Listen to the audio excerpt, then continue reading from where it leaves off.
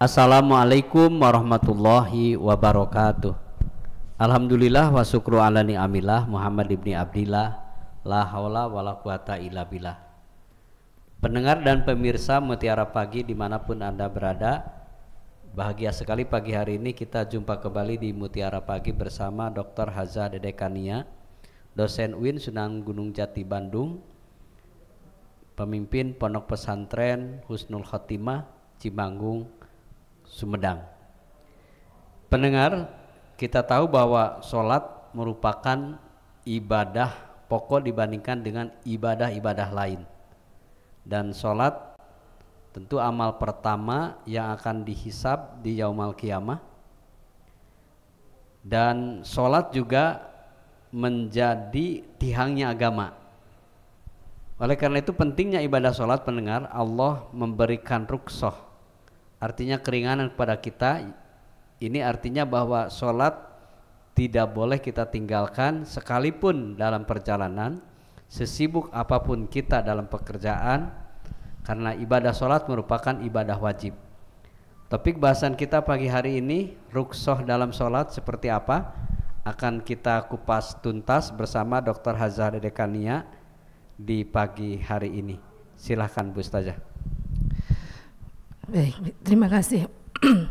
Bismillahirrahmanirrahim. Assalamualaikum warahmatullahi wabarakatuh. Innal hamdalillah nahmaduhu wa nasta'inuhu wa nastaghfiruh wa na'udzu billahi min syururi anfusina wa min sayyiati a'malina may yahdihillahu fala mudhillalah wa may yudlilhu fala mudhillalah wa may yudlilhu fala hadiyalah. Asyhadu an la ilaha illallah wahdahu la syarikalah wa asyhadu anna Muhammadan abduhu wa rasuluh, amma ba'd. Alhamdulillah, di pagi hari ini kita bertemu kembali ya. Kita dipertemukan dalam kajian Mutiara Pagi RRI Bandung.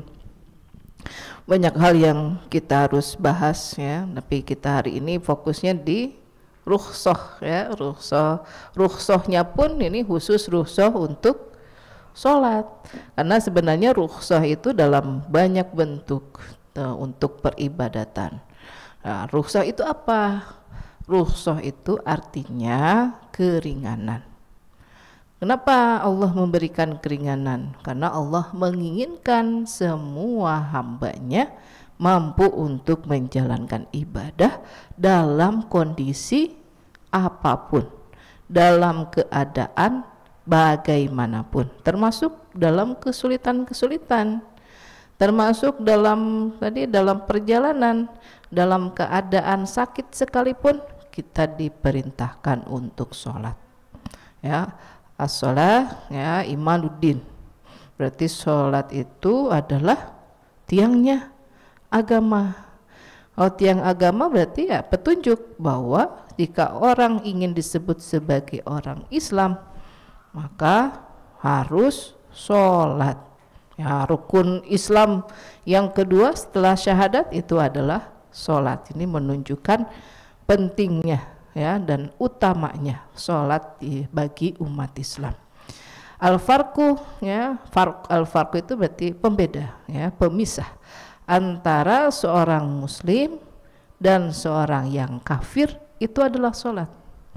Jadi kalau masih mengaku sebagai orang yang beriman, maka sholatlah ya, kerjakan minimalnya sholat yang 5 waktunya, jangan pernah ditinggalkan, jangan pernah dilalaikan, ditunda-tunda pelaksanaannya. Nah, ini yang kemudian menjadi dasar ya, kenapa Allah memberikan bentuk rukhsah, kemudahan dalam beribadah.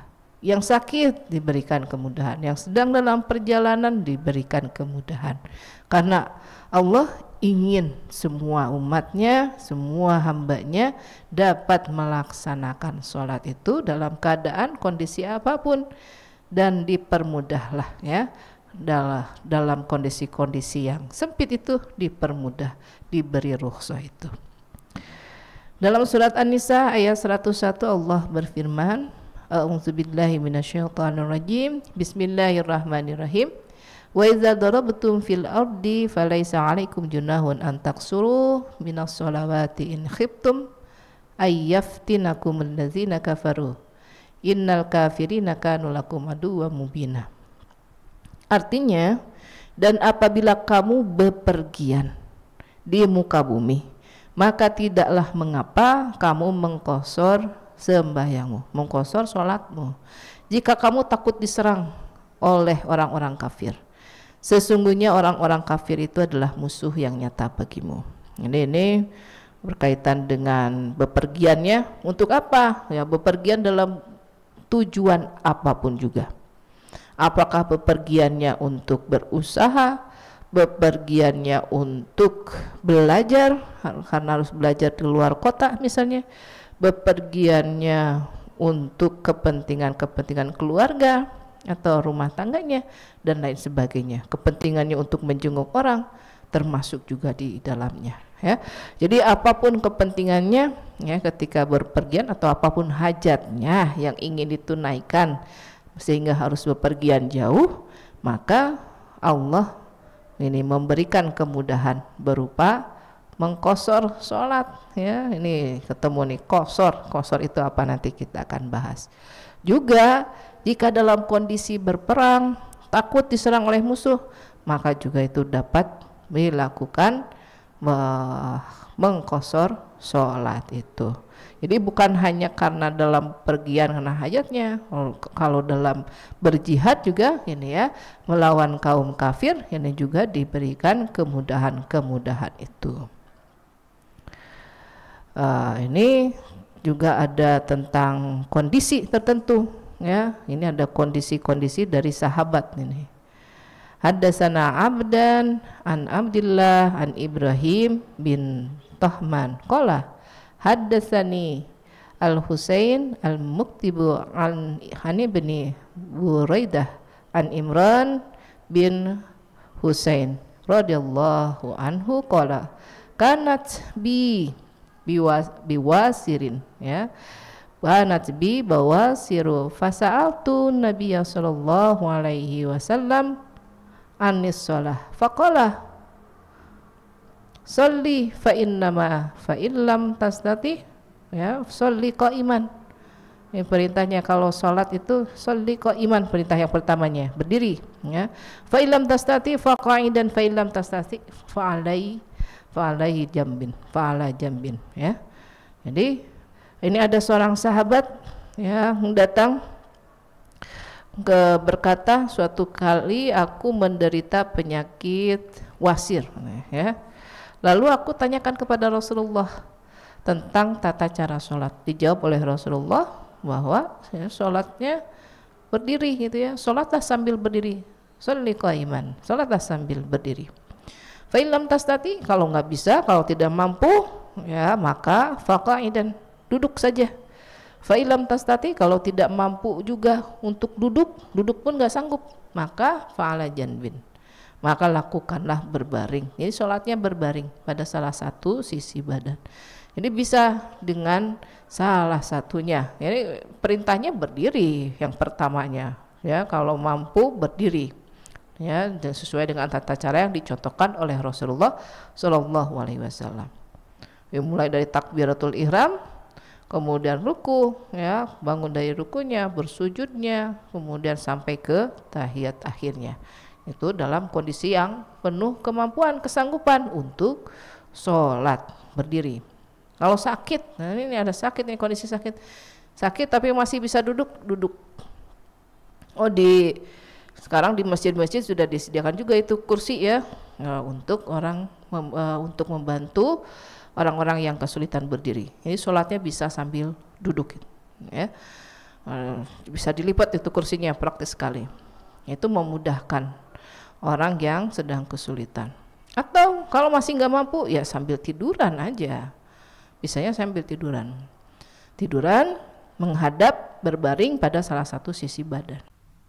Pendengar dan pemirsa Mutiara Pagi dimanapun Anda berada, pagi hari ini kita masih membahas rukhsah dalam sholat.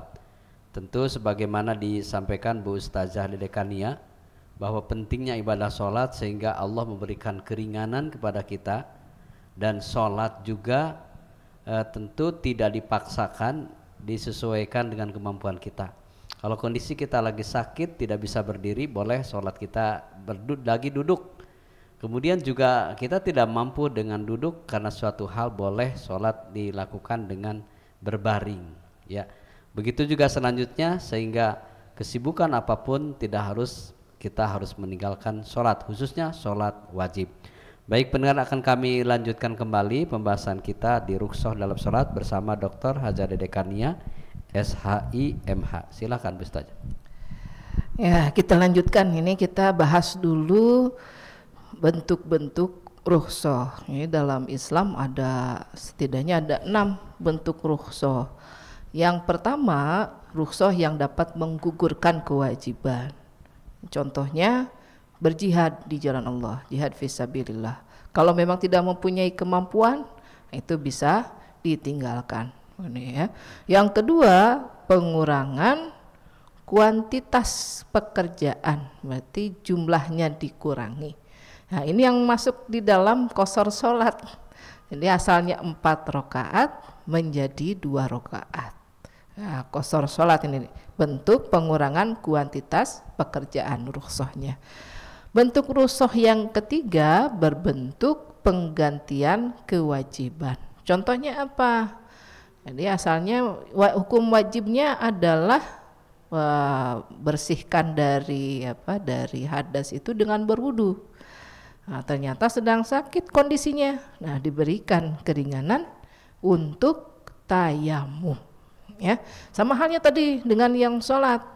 Ya, sholat hukum asalnya berdiri, tapi karena sedang sakit boleh sambil duduk, atau kalau memang masih tidak mampu untuk duduk boleh sambil berbaring. Ya, ini yang bentuk ketiga, rukhsah berbentuk penggantian kewajiban. Rukhsah dalam bentuk yang keempat adalah mendahulukan kewajiban. Jadi ada kalanya ya, ada kesulitan nanti di akhir, kita bisa mulai di awal. Misalnya pembayaran zakat fitrah ya di bulan Ramadan, yang afdalnya adalah dibayarkan di akhir bulan Ramadan. Tapi takut nanti lupa, takut nanti uangnya kepake untuk belanja keperluan hari raya misalnya.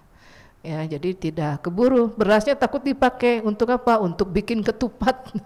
Ya, itu bisa ada rukhsah dibayarkan di awal bulan Ramadan. Kemudian dibentuk rukhsah yang kelima itu adalah penundaan kewajiban. Jadi bisa ditunda untuk waktu tertentu, tapi jangan juga melebihi waktu yang diperbolehkannya. Misalnya apa? Sholat di jamak. Ya, sholat jamak ditunda waktunya atau didahulukan waktunya. Ya, bisa jamak itu jamak di awal, ya jamak takdim, bisa juga jamak itu di akhir, jamak takhir. Ini kalau sudah memenuhi syarat untuk qashar, jamaknya jamak qashar. Ya, sudah dijamak disatukan plus juga di qashar, diperpendek jumlah rakaatnya. Nah, kalau jamaknya dulu ya, sebelum nanti kita bahas yang qasharnya. Jamak ini bisa dilakukan untuk sholat zuhur dengan sholat asar. Apakah dilakukan ditarik di awal jamak takdim di waktunya sholat zuhur, atau ditarik di akhir, ditunda sampai ke waktunya sholat asar, itu jamak takhir. Satu lagi adalah jamak untuk sholat maghrib dan sholat isya.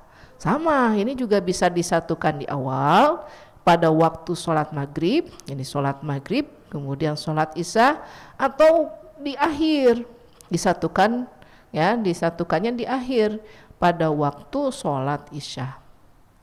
Kenapa? Karena ada misalnya kesibukan tidak bisa ditinggalkan, tidak bisa juga, atau karena tidak menemukan tempat yang tumaninah ini ya, tempat yang bisa dikerjakan sholat di tempat itu dengan baik, karena ternyata ketemunya tempatnya kurang baik lah ya, kotor atau ada najis di sekitarnya. Ya, kita tunggu nanti ketemu rest area, sholat lah di situ. Ya. Yang keenam, bentuk yang keenam adalah rukhsah peringanan.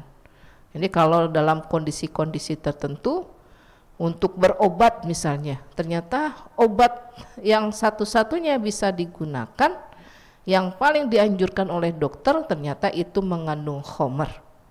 Misalnya ya ada kondisi-kondisi tertentu ya, penyakit-penyakit yang bisa diobati misalnya dengan ganja, disebut dengan ganja medis. Nah, untuk kondisi demikian ada peringanan. Atau dalam hadis pernah disebutkan ada orang Badui yang mereka makan bangkai ya. Kenapa? Bagi mereka itu menjadi halal. Ketika ada sahabat yang meminta tidak diperbolehkan. Kenapa? Karena menjadi haram bagi sahabat yang meminta itu. Sedangkan bagi mereka menjadi halal. Kenapa? Karena dalam kondisi yang darurat. Tidak ada bahan makanan lagi, tidak ada juga yang memberi makanan kepada mereka, dan kalau mereka tidak makan ya mereka akan mati kelaparan. Nah, itu kondisi peringanan. Jadi rukhsah itu bisa dalam 6 bentuk ini. Ya memang ada yang berpendapat lebih bahkan dalam 10 bentuk, ya kita yang 6 bentuknya saja dulu. Yang paling mudahnya. Nah, karena kita nanti akan membahas satu bentuk rukhsah berkaitan dengan pengurangan kuantitas pekerjaannya, yaitu ya terhadap jumlah rakaat di dalam sholatnya. Ya, apa yang bisa menyebabkan rukhsah ini diperbolehkan? Ini ya rukhsah untuk sholatnya tadi yang bisa dikosor itu ya ini hanya sholat tertentu ya. Untuk sholat maghrib dan sholat subuh itu tidak bisa dikosor. Yang bisa dikosor itu hanya sholat zuhur, sholat asar, satu lagi adalah sholat isya. Jadi 3 waktu sholat itu bisa dikosor. Yang lainnya, yang 2 lagi untuk subuh dan maghrib itu tidak bisa dikosor. Karena asalnya sholat itu 2 rakaat, kosornya itu kepada 2 rakaat. Makanya subuh nggak bisa dikosor karena 2 rakaat itu. Maghrib juga tidak bisa dikosor karena dia 3 rakaat. Ya, bagian dari witirnya ketika perubahan dari siang ke malam itu sudah perintah Allahnya demikian. Nah, apa kondisi khusus yang menyebabkan rukhsah diperbolehkan? Pertama, dalam kondisi safar. Safar itu sedang jalan-jalan tadi ya. Jalan-jalannya untuk apa safarnya? Ya bisa segala macamnya. Safarnya untuk beribadah, mau umroh gitu safarnya ya. Safarnya mau haji, safarnya untuk bekerja ya, pagi-pagi ternyata harus sampai malam.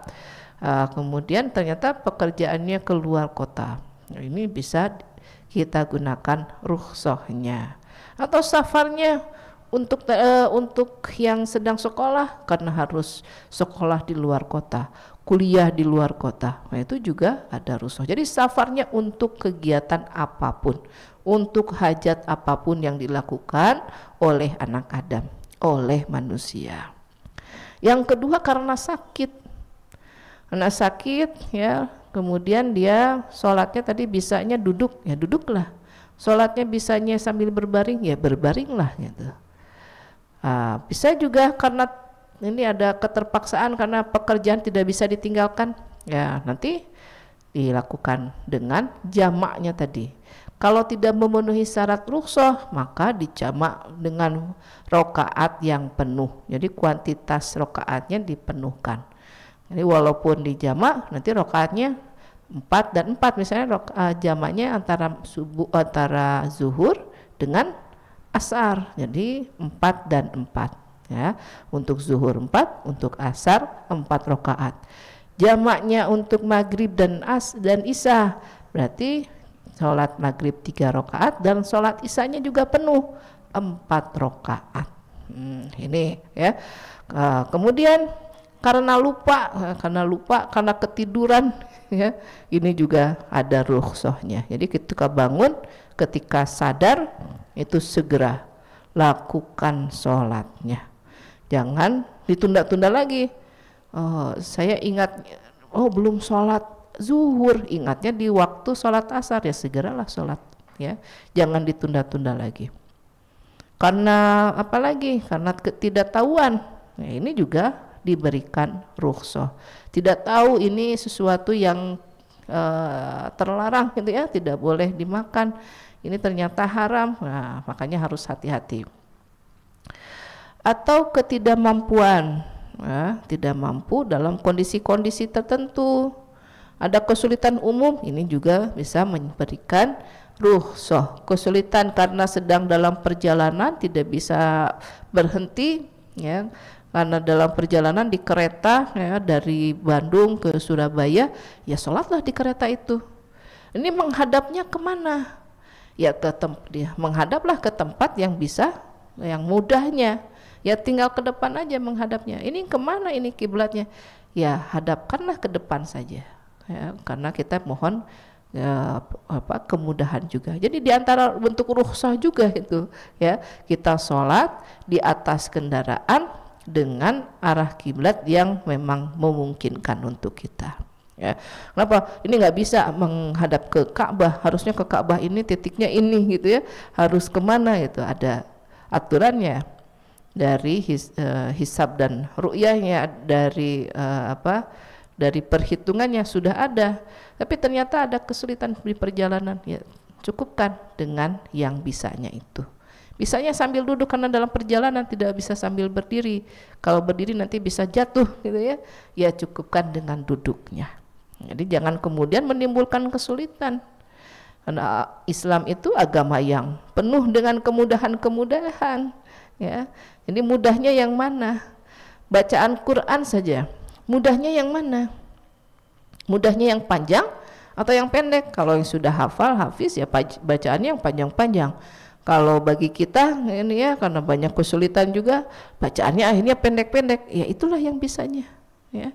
Jangan cari yang sulitnya, cari yang mudahnya supaya kita bisa tetap menjalankan perintah agama, bisa tetap melaksanakan ibadah dalam kondisi apapun, dalam keadaan yang bagaimanapun. Demikian, Mangga. Baik pendengar dan pemirsa dimanapun Anda berada, terima kasih Anda masih bersama kami di Mutiara Pagi dari Bandung. Pagi hari ini kita masih membahas rukhsah dalam sholat. Tentu rukhsah yang disampaikan oleh Bu Ustazah begitu banyak pendengar, mudah-mudahan ini menjadi penambahan ilmu buat kita. Dan yang paling penting lagi, ternyata kita ketika hati-hati ketika dalam perjalanan atau dengan apapun kegiatan kita, jangan sekali-kali kita meninggalkan ibadah sholat, karena sholat menjadikan ibadah wajib yang tidak bisa digantikan atau ditinggalkan. Marilah kita simak kembali pendengar rukhsah dalam sholat, kemudian seperti apa lagi yang tentu masih banyak pembahasan lain di pagi hari ini. Kita kembali ke Ustazah Dr. Hajah Dedekania. Ya, ini berkaitan dengan keringanan. Dalam hadis yang diriwayatkan oleh Ahmad, Ibnu Umar radhiyallahu anhu berkata bahwasanya Rasulullah shallallahu alaihi wasallam bersabda, sesungguhnya Allah Ta'ala suka bila rukhsah atau keringanannya itu dikerjakan, sebagaimana Allah membenci kemaksiatannya dikerjakan. Jadi Allah sangat senang ketika hambanya mengerjakan, ya, mengambil rukhsah, mengambil kemudahan-kemudahan itu, karena itu bagian dari bentuk rahmatnya, kasih sayang Allah kepada kita hambanya. Allah sangat membenci kita ketika saya sangat tidak menyukai kesulitan-kesulitan Allah, makanya diberikan kemudahan-kemudahan itu. Dan dari hadis ini kita tahu bahwa kecintaan Allah terhadap orang yang melakukan keringanan itu, rukhsah itu, sama halnya seperti Allah membenci orang yang mengerjakan maksiat, ya. Ini jadi kalau mendapatkan bentuk kemudahan, ya, oh saya mendapatkan rukhsah, ya kerjakan rukhsah itu segera. Oh saya bisa qashar, ya kerjakan qashar itu. Nah, tentang qashar sholatnya kita lihat dari hadis yang diriwayatkan oleh Muslim dari Anas radhiyallahu anhu. bahwasannya ya karena Rasulullah Shallallahu Alaihi Wasallam iza kharaja, jadi ketika Rasulullah Shallallahu Alaihi Wasallam ya apabila bepergian, maisarata ya iza kharaja maisarata salah sati amyalin. Nah, ini ada ukurannya ternyata ya. Jadi ketika bepergian sejauh 3 mil atau farsah ya, memang ada kalau perhitungannya nanti ada yang berbeda. Sholat rakaataini, beliau ya Rasulullah Shallallahu Alaihi Wasallam sholat dengan hanya 2 rakaat.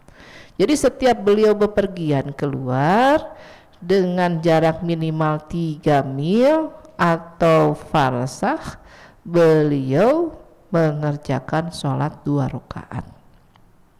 Ya kalau ukuran mil saat ini ya 3 mil itu ya sekitar 5 kilo. Kalau kita hitungnya dengan farsah, 1 farsah itulah yang 5 kilo lebih gitu ya, 5,5 kilo atau 5,7 kilo. Jadi kalau 3 farsah ya sekitar 15 kiloan. Walaupun ada hadis lain yang menyebutkan batasnya kalau kita diubah dikonversi ke kilometer, ada yang menyebut 60 mulai dari 57 kilo, ada yang menyebut 60 kilo, ada juga yang menyebut 80 kilo.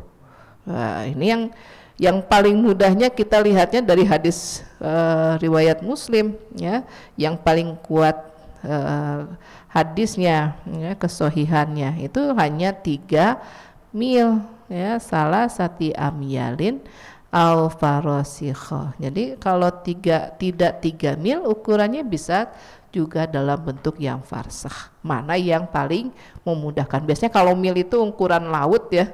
Kalau kita di darat ya berarti ukurannya pakai farsah itu. Jadi dengan ukuran gini jarak yang dekat justru ya hanya beberapa kilo. Saat ini bagaimana? Ini karena dulu kan pakai kendaraannya unta gitu ya.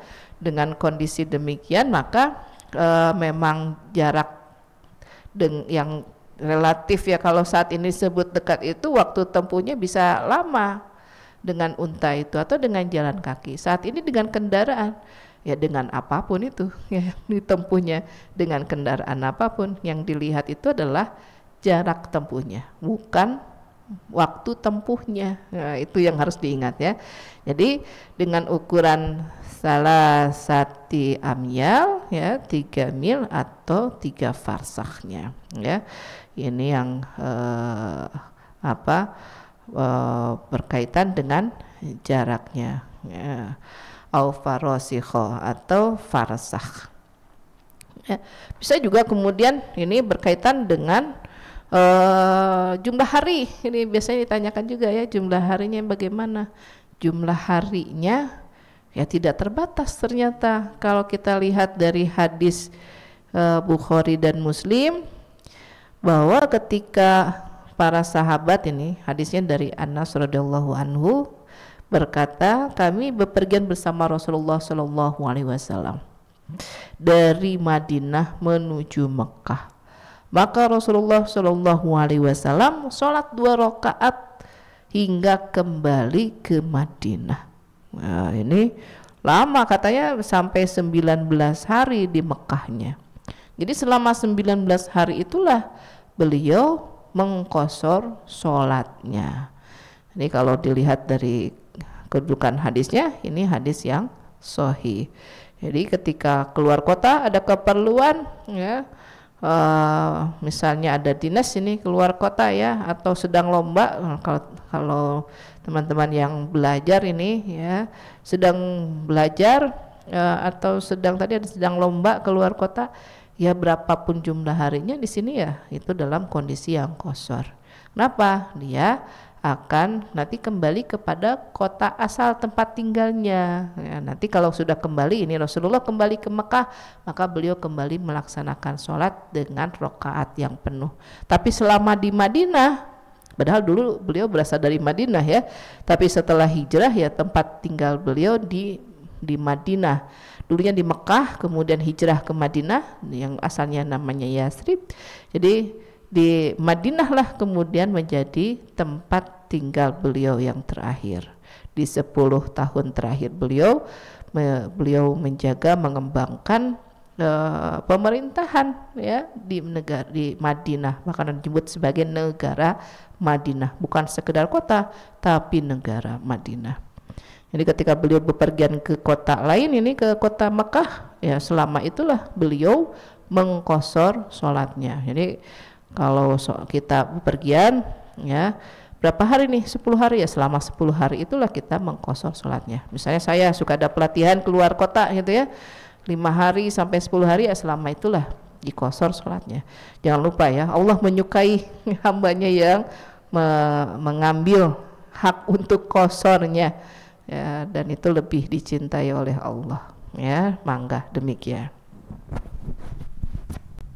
Baik pendengar dan pemirsa, alhamdulillah bahasan rukhsah dalam sholat kita bahas tuntas bersama Ustazah Dr. Hazar Dekania, dan mudah-mudahan ini menjadi pembekalan buat kita bahwa Allah begitu mulianya atau begitu memuliakan kita semua sehingga meringankan dalam perintahnya saja diberi kesempatan kepada kita keringanan dalam melaksanakan ibadah sholat. Pendengar dan pemirsa Mutiara Pagi RRI Bandung, sampai di sini jumpa kita di pagi hari ini. Insya Allah di kesempatan lain kita berjumpa kembali. Mewakili kerabat kerja yang bertugas, saya Casmita Solihin pamit undur diri.